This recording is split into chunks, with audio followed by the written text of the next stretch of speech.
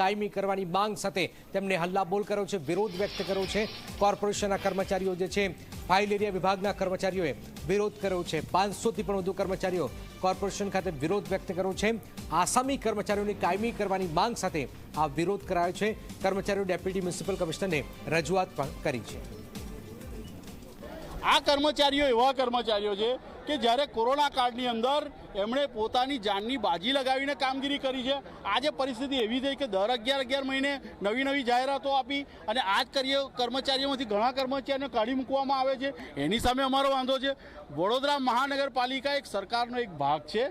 એ જ જો જ્યારે સરકારી જે મજૂર કાયદાઓનો ભંગ કરતો હોય ત્યારે આ સત્તાવાળાની ઊંઘ ઉડાડવાની અમને ફરજ પડી।